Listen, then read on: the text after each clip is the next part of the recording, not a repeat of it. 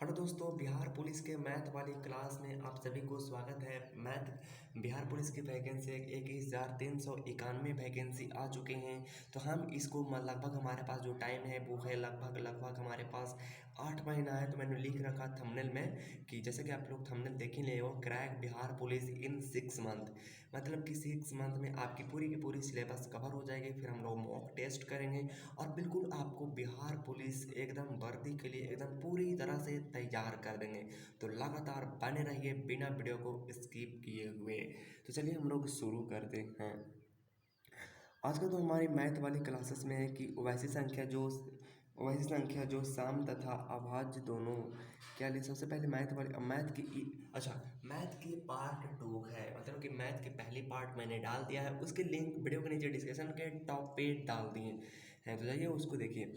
सबसे पहले जो मैथ में अगर बात आती है कि मैथ में हम सबसे पहले क्या पढ़े, क्योंकि एकदम एकदम एग्जैक्ट पॉइंट को पढ़ोगे तभी। जैसे जैसे जैसे फॉर एग्जांपल अगर मैं यूँ बात करूँ तो जैसे मैं अगर यूँ बात करूँ तो मुझे मुझे मान लो कहीं पे जाना है। जैसे मान ले हिलसा के मुझे बुढ़वा महादेव स्थान अगर जाना है, या तो फिर यूँ कह लो कि मुझे पटना की राजधानी मुझे नहीं सॉरी मुझे बिहार की राजधानी पटना में जानी है। तो मैं उसका सीधा लोकेशन ट्रैक करूँगा और सीधा का सीधा लोकेशन के अनुसार चलूँगा, तो मुझे शायद कम टाइम लगेगा।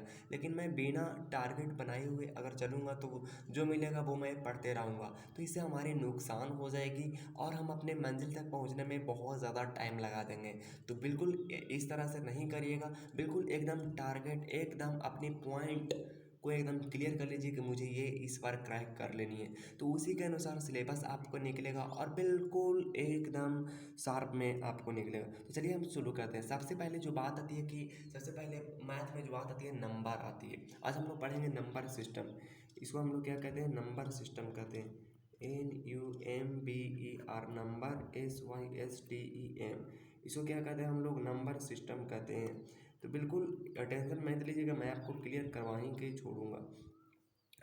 आगे बात आती है, इसको थोड़ी सी हम ना तो मैथ सबसे पहले जो बात आती है मैथ में जो सबसे पहली चीज़ जो आती है वो आती है real number. REAL, real real number आती है। अब रियल नंबर जो होती है वो क्या होती है, तो आप समझिएगा, थोड़ी सी समझिएगा। अब बात आती है कि रियल नंबर को हम लोग दो भागों में बांटते हैं। क्या क्या में हम लोग रियल नंबर को दो भागों में बांटते हैं। किस किस में बांटते हैं, एक तो बांटते हैं पूर्णांक, एक तो बांटते हैं दशमलव। इसको हम लोग दो भागों में बांटते हैं। कौन सा कलर आपके लिए अच्छा रहेगा, ये रहेगा। तो इसको चलिए हम ले लेते हैं। सबसे पहले जो चीज़ आती है वो आती है पूर्णांक, यानी कि दशमलव। उसको हम लोग कहते हैं पूर्णांक कहते हैं। उसको कैसे आपको डिनोट करें, पूर्णांक। आपका पूर्णांक हो जाएगा और दूसरा क्या हो जाएगा, तो दूसरा आपका हो जाएगा दशमलव। क्या आप ये बात समझ पा रहे हैं। तो हम लोग रियल नंबर को दो भागों में बांट दिए, एक तो पूर्णांक में बांट दिए और दूसरा दशमलव में बांट दिए। तो दशमलव आपका क्या होती है, दशमलव जैसे 2.3 हो गया, 2.4 हो गया, 2.6 हो गया। तो उसको हम लोग छोड़ते हैं, पॉइंट वाला तो खत्म हो जाएगा। अब हम लोग चलते हैं थोड़ी सी इस साइड में आते हैं। अब इसको आपको दो भाग में बांटनी है। तो इसको जो है वो एक तो कहते हैं इंटीजर कहते हैं, एक तो कहते हैं डेसिमल कहते हैं। अब पूर्णांक को हम दो भागों में बांटते हैं। एक तो आपका जो होती है वो क्या क्या होती है,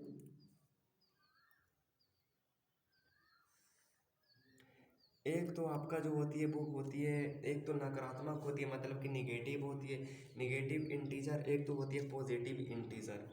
तो एक तो होती है आपका जो होती है एक निगेटिव निगेटिव इंटीजर,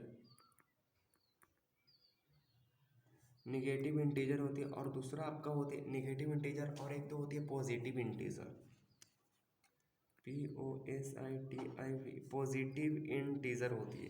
तो निगेटिव इंटीजर और पॉजिटिव इंटीजर में आपको तो पता होगा कि निगेटिव मतलब होती है कि जैसे कि निगेटिव का मतलब होती है, जैसे मान लीजिए आपका -1 हो गया, फिर -2 हो गया, -3 हो गया, -4 हो गया, ये हो गया। और पॉजिटिव इंटीजर का मतलब हुआ कि जैसे आपका 1 हो गया, 2 हो गया, 3 हो गया, 4 हो गया, 5 हो गया, डॉट डॉट डॉट इन्फिनिटी तक।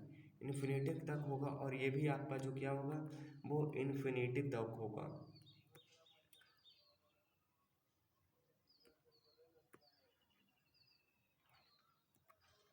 ये बात आप समझ पा रहे हैं।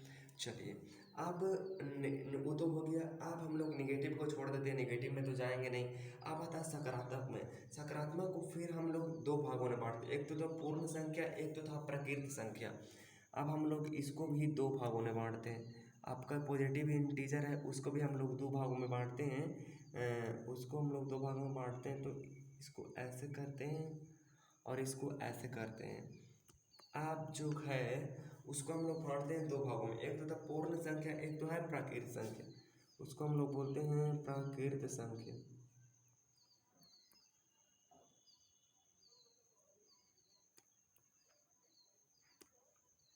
एक तो है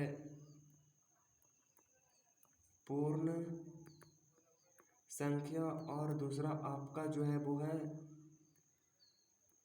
प्राकृत प्राकृत संख्या। पूर्ण संख्या और प्राकृत संख्या, अब ये दोनों क्या होती है, पूर्ण संख्या और प्राकृत संख्या। पूर्ण पूर्ण संख्या का मतलब होती है कि पूरा, जैसे प्राकृत संख्या। अब प्राकृत संख्या आप किसको बोलेंगे, तो आप थोड़ी सी इसको समझिए, थोड़ी सी यहाँ पे लॉजिक है, मैं आपको बताना चाहता हूँ। प्राकृत संख्या एक तो होती है, एक तो आप समझने के लिए मैं बताता हूँ कि एक तो होती है प्राकृतिक जो होती है, एक तो होती है प्राकृतिक होती है, एक तो होती है जो कृत्रिम होती है। एक प्राकृतिक होती है और दूसरा क्या होती है, तो दूसरी होती है कृत्रिम होती है। तो आप देखिए कि अब मैं अगर आपसे क्वेश्चन करूं कि जीरो को जो है आविष्कार किसने किया है, तो आप कहोगे कि जीरो का आविष्कार जो किया है वो आर्यभट्ट ने किया है। तो ऑब्वियस सी बात है कि जीरो का आविष्कार। लेकिन अगर मैं आपसे पूछूं कि एक जो है वो किस, एक जो है एक को किसने आविष्कार किया, या तो फिर दो को किसने आविष्कार किया, तीन को किसने आविष्कार किया, तो आप शायद नहीं बता पाओगे। तो इसलिए प्रकृत संख्या के मामले में कि जिसको अब तक नहीं बताया गया है, मतलब इस मामले में, तो उसको हम लोग प्रकृत संख्या कहते हैं। तो प्रकृत संख्या आपका कौन कौन हो जाएगा, तो कोई प्रकृत संख्या आपका हो जाएगा एक, दो, तीन, चार, पाँच। उसके बाद आपका जो हो जाएगा वो हो जाएगा छः, मतलब dot dot dot dot dot infinity तक होगा। और उसके बाद पूर्ण संख्या क्या होती है, तो बात यहाँ पे थोड़ा सी ये समझिए कि कोई इंसान है जो नई नई शादी करती है, और नई नई शादी करती है, तब उनके जो कुछ दिन के बाद उनके दोनों मोनू छोटे छोटे बच्चे आ जाते हैं। और बच्चे जो आते हैं वो बेटी आती है, तब उनको थोड़ा सा दुख होती है कि बेटा होता तो ठीक रहता, लेकिन बेटी भी हुआ तो कोई बात नहीं, बेटी हमारे रहेगा। उसके बाद में, उसके बाद लगभग एक साल के बाद उनकी दूसरी बच्चे हो जाते हैं, जो भी होते हैं बेटी होते हैं, तो वो सैड हो जाते हैं। लेकिन लोग पूछते हैं कि बेटी हुआ था क्या सैड हो, तो बोलते हैं कि नहीं, इसके लिए 20 लाख मैंने पहले ही बैंक में डिपॉजिट कर दिया। उसके बाद जब होती है, उसके बाद तीसरी जो उनके बच्चे होते हैं वो भी होते हैं बेटी होते हैं, तब वो नाराज़ हो गए, तब लोग बोलते हैं, तब लोगों को बोलते हैं कि 1 करोड़ मैंने रख दिया है। तो इस तरह से कुछ मतलब बहाने बना बना बना बना बना बना के इधर डालते हैं। फिर जब चौथे उनके बच्चे होते हैं तब हो जाते हैं बेटी ही होते हैं, तो वो बहुत ज़्यादा सैड होते हैं, लेकिन बाहर से ऐसा दिखावा करते हैं कि एकदम बिल्कुल पॉजिटिव है। अब घर में बहुत ज़्यादा समस्या हो गया कि यार जनसंख्या बढ़ाने के मामले में सबसे पहले तो हमारे ही नंबर आते हैं, क्योंकि 4 4 बेटी हो रखे हैं और अभी भी बंद मैंने नहीं करा रखा। तो मतलब जनसंख्या बढ़ाने के मामले में तो सबसे फर्स्ट नंबर पर हम ही आ जाएंगे, और बाकी लोग तो कुछ कहना ही नहीं है, बाकी लोग पता नहीं कितने कितने करेंगे। तो अब जितना देखो कि जितने ज़्यादा समाज में शिक्षित रहेंगे उतना ही ज़्यादा उनके बच्चे रहेंगे, और जितना लोग शिक्षित रहेंगे उतना ही कम समाज में बच्चे रहेंगे। तो अब देखोगे, हमेशा देखो कि जो लोग मतलब अशिक्षित होते हैं उनके 10 10 बेटे होते हैं, 10 10 बेटियां होते हैं। मेरे गांव में तो एक देखे तो मैंने 7 7 उनके बेटे हैं। तो बात यहाँ ये आती है कि जितने ज़्यादा लोग अशिक्षित होते हैं उतने ज़्यादा उनके लोग बच्चे होते हैं। तो अब प्रकृति संख्या मैंने आपको बता ही दिया कि जिसके खोजने के बारे में कोई चर्चा नहीं की गई है उसको हम लोग प्रकृति संख्या कहते हैं। लेकिन पूर्ण संख्या के मामले में क्या होती है, जब 4 बेटी हो जाती है तब उसके बाद पाँचवा जो नंबर का जो उनके बच्चे आते हैं वो होते हैं बेटे होते हैं। आप उनके पति जो है वो कहते हैं कि आप जल्दी से तुम जाओ और ऑपरेशन करवा लो, क्योंकि जनसंख्या बढ़ाने के मामले में अगर कोई रिपोर्ट आया तो सबसे पहले हमारे ही नाम दर्ज हो जाएंगे, सबसे फर्स्ट के टॉप नंबर पर हमारे ही आ जाएंगे। तो बात यहाँ आती है कि अब तुरंत से वो परिवार नियोजन करवा लेती है, और उसके बाद बच्चे वो नहीं करते हैं। तो अब वैसे ही जब प्रकृत संख्या 1 2 3 4 5 था, तब आर्यभट्ट ने शून्य का आविष्कार किया। तो शून्य का आविष्कार किया तो क्या हुआ गया, 0 1 2 3। तब क्या गया कि आप वो बोले कि अब हमारा परिवार जो पूर्ण हो गया है, अब हमें मतलब कोई चिंता नहीं है। तो वो परिवार जो पूरा कर लिया। तो जीरो का आविष्कार करने से वो पूरा संख्या पर हो गया। तो हम ये कह सकते हैं कि आपका जो परिवार पूरा हो गया। तो जीरो हो गया सबसे पहले, उसके बाद आपका हो जाएगा, क्या हो जाएगा, 1 2 3 4। मतलब कि पूर्ण संख्या का मतलब होता है कि जीरो लगा, जीरो की गिनती की संख्या में जीरो अगर ऐड कर देंगे तब वो हो जाएगा, पूर्ण संख्या हो जाएगा। अब बात यहाँ क्वेश्चन ये आती है कि सबसे बाद में जीरो आया, लेकिन हम सबसे पहले जीरो के रखते हैं। तब इसका भी आंसर आपको व्यवहारिक जीवन से ही मिलेगा। जैसे फॉर एग्जांपल अगर यूँ कह लीजिए कि 4 बेटी है, जैसे मान लो हिल समय अगर मेला लगा या तो फिर किसी जगह पे मेला लगा, तो मेला लगा तो देखिए कि आप जो उनके बच्चे होते हैं, उनके बेटी होते हैं, बोले चलो, और सभी को बैठाते हैं। लेकिन बेटा जो उनका छोटा सा होता, उनको क्या करते हैं, बैठाते बैठाते उनको टंकी पे बैठा लेते हैं, मतलब बाइक के टंकी पर बैठा लेते हैं। तो सबसे आगे बैठा लेते हैं, या तो फिर बेटी को ऐसे ही बुलेते लेके जाएंगे और उसको गोदी में लेके जाएंगे। तो इस तरह से हमारे जो आंसर है वो कुछ इस तरह से मिलती है। आगे हम लोग बात करें कि पूर्ण संख्या तो हमारे हो गया, अब प्रकृत संख्या हो गया। पूर्ण संख्या तो हमारे यहाँ पे खत्म होती है, लेकिन प्रकृत संख्या के मामले में आगे हम और चर्चा करते हैं। तो प्रकृत संख्या के मामले में अगर आप देखिएगा तो प्रकृत संख्या दो भागों में बढ़ जाती है। एक तो बढ़ जाती है आपकी, जो बढ़ जाती है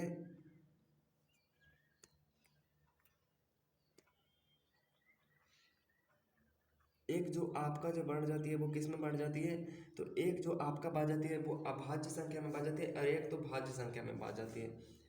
इसको हम लोग बोलते हैं अभाज्य, अभाज्य संख्या बोलते हैं, और दूसरी हम लोग बोलते हैं भाज्य संख्या बोलते हैं। अभाज्य क्या होता है, अभाज्य क्या होता है, अभाज्य का मतलब होती है कि अभाज्य वैसी संख्या है जिसका सिर्फ और सिर्फ दो गुणनखंड हो। और भाज्य का मतलब हो कि दो से वो अधिक हो, मतलब तीन हो या तीन से ज़्यादा हो, तीन से कम नहीं हो। तो ऐसी संख्या को हम लोग भाज्य और अभाज्य कहते हैं। फॉर एग्जाम्पल अगर हम दो को देखें तो दो एक अभाज्य संख्या है। दो हमारा क्या है, दो एक अभाज्य संख्या, क्योंकि एक्स का गुणनखंड जो है वो कितना है, वो एक है और एक दो है। लेकिन उसी जगह पे अगर हम बात करें तो अभाज्य संख्या की बात करें तो चार, चार का देखिएगा गुणनखंड तो कितना हो जाएगा, एक तो एक होती है, एक तो दो होती है, और एक जो होती है वो चार होती है, खुद होती है। तो ये एक भाज्य संख्या है। तो इस तरह से जो हमारे आंसर को कुछ इस तरह से हमारे मिलते हैं। लेकिन इसमें पॉइंट जो आती है कि पूर्ण संख्या जो होती है, आपका जो पूर्ण संख्या की बात करें तो पूर्ण संख्या मैंने आपको बताया नहीं, पूर्ण संख्या भी दो भागों में बढ़ती है। कितने भागों में, पूर्ण संख्या भी आपको जो है वो दो भाग में बढ़ती है। किस में बढ़ती है, जैसे आप देख लीजिए पूर्ण संख्या भी